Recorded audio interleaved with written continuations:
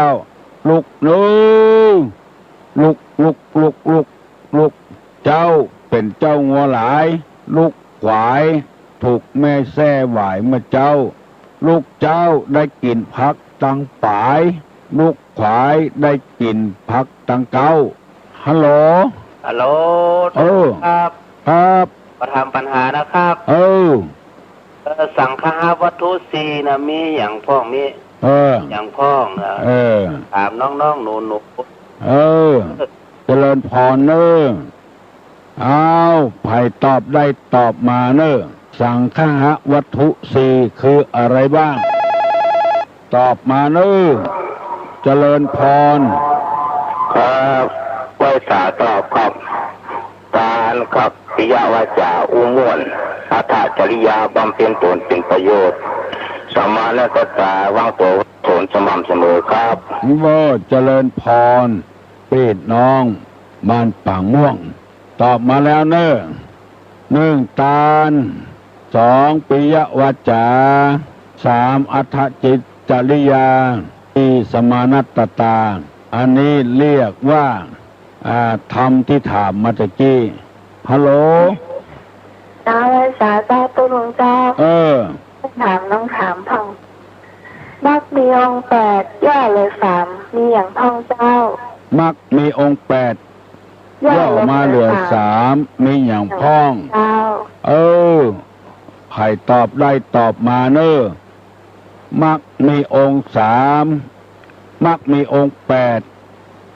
เห็นชอบดำริชอบวาจาชอบการงานชอบเลี้ยงชีวิตชอบส่งเคราะห์เข้าอันยังย่อมาเหลือสามไผ่ได้ตอบมาเนอน้องพิษสมัยเปิ้นถามมาเปิ้นลองภูมิปน้อยปหนานปอุ้ยไม่อุ้ยตู้เจ้าพนายก็ตอบได้เนอตอบได้เหมือนกันกูคนเอาบ่ใจคนที่ไหนบ่ใจไตที่อื่นวันนี้ได้ข่าวว่าพ่อออกแม่ออกปูนตังหลับปูนบุนะบ้านหงหลับปูนบุนะ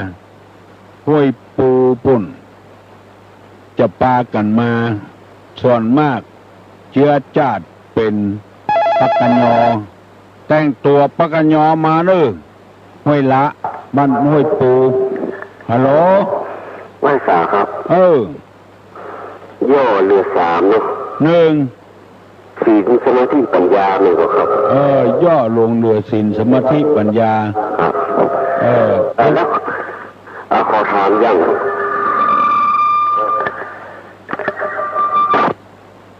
ถามแล้วประถามแล้วกันฮัลโหล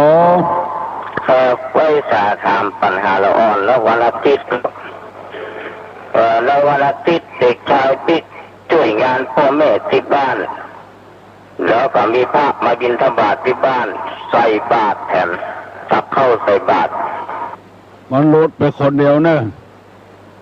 มาใจตู้ลุงหลุดเนอะฮัลโหล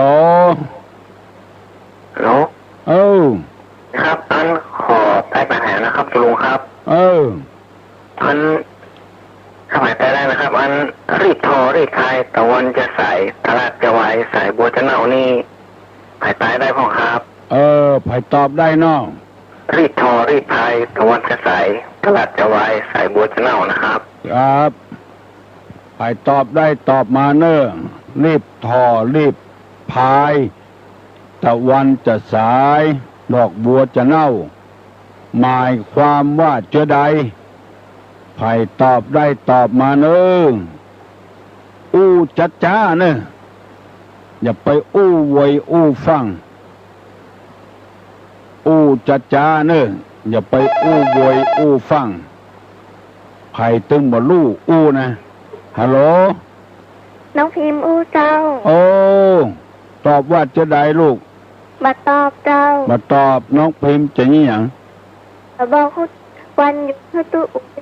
เล่านิทานทำแม่คือฟังคำเจ้าตู้เล่านิทาน เจ้าธรรมะคือละอ่อนฟังกำเจ้า ธรรมะละอ่อนฟังกำนอ เจ้าก ำเดียวจะอู้เนอะลุงเนอะ เจ้า น้องพิมพ์มันเกิดอย่าง อยู่บ้านศาลาเจ้า บัดเดียวอยู่บ้านศาลาแล้วเนาะ เจ้า เล่านิทานให้ฟัง นิทานก้อมนี่เนาะจะเล่านิทานให้ฟังไผ่ฟังโทรมาเด้อเนอะมีหมาตัวหนึ่ง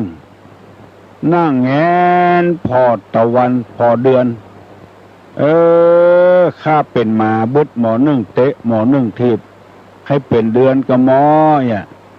อธิษฐานใจพบหมาได้ไปเกิดเป็นเดือน โอ้ดูต่างขนาดนักพอไอ้ยังก็ได้หันเป็นเดือนในเสี่ยงสุดแล้วครับกำเดียวจะพอไอ้ยังก็บหารแล้วก้อนเมฆมาบังเป็นเดือนก็ยังสู้ก้อนเมฆบ่ได้อธิษฐานมาเป็นเดือนแถมพอได้เป็นเดือนแล้วโอ้ลมมาปัดขึ้นปัดล่องเป็นเดือนแล้วก้อนเมฆมาบังมาอธิษฐานขอให้เป็นก้อนเมฆจะมาบังเดือนดีๆพอได้เป็นแล้วลมมาปัดสู้ลมมาได้ก็ขออธิษฐานให้เป็นลมพอได้เป็นลมแล้วปัดอันอย่างไปหมดทุทั้งหมดปัดจอมปลวกบะลงมาขอเป็นจอมปลวกแถมพอได้เป็นจอมปลวกแล้วลมปัดมาได้แล้วควายเอาโก้นมาถูโอ้สู้ควายบ่ได้มาเป็นควายแถมพอได้เป็นควายแล้วบางวันจะเอาโก้นไปถูจอมปลวกเชือกมัดไว้โก้นไปถูบ่ได้มาขอเป็นเชือกพอได้เป็นเชือกแล้วมัดควายได้แล้วซ้ำหนูมาครบ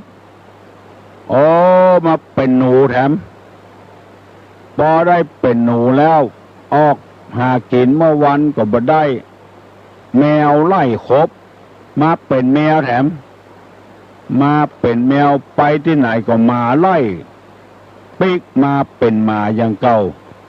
อันนี้สอนให้คนเขาว่าเฮาให้มีความสุขเต้าที่เฮาเป็นอย่าให้ไปเป็นหั่นเป็นนี่เอาไปเอามามันก่อนอย่างเดียวกันนั่นแล้ว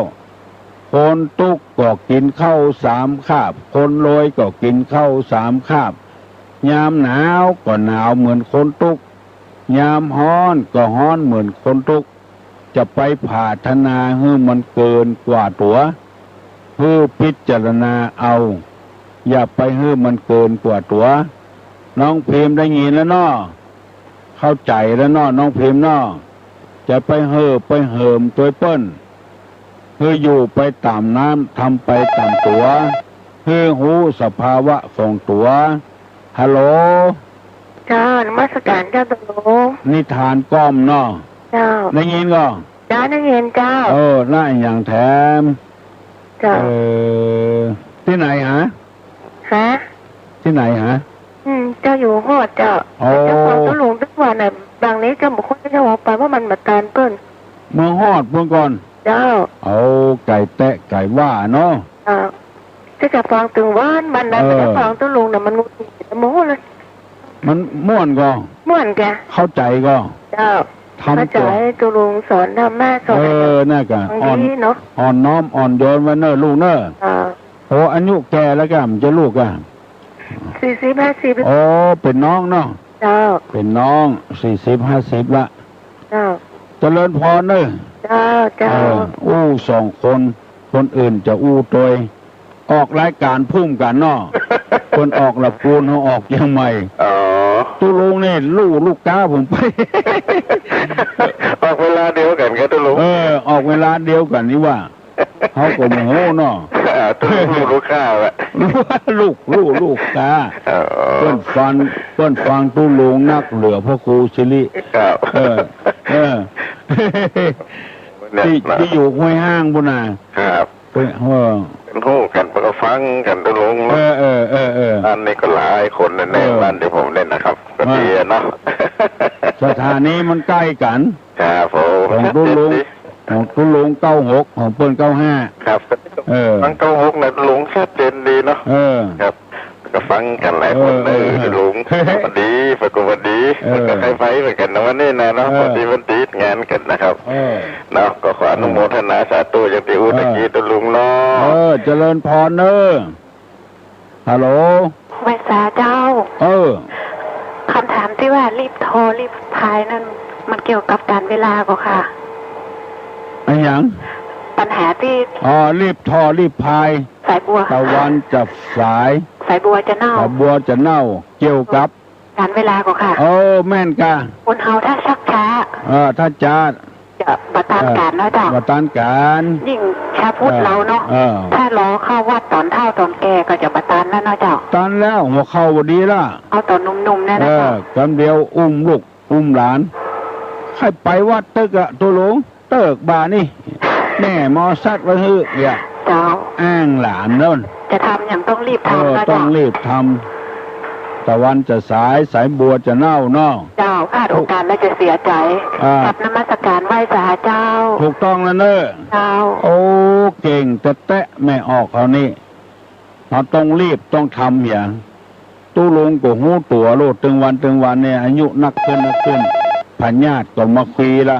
รีบทำบุญติ๊กๆอะไผ่มาขออย่างก็ฮื้อเพื่อนฮัลโหลครับถามปัญหาแล้วครับ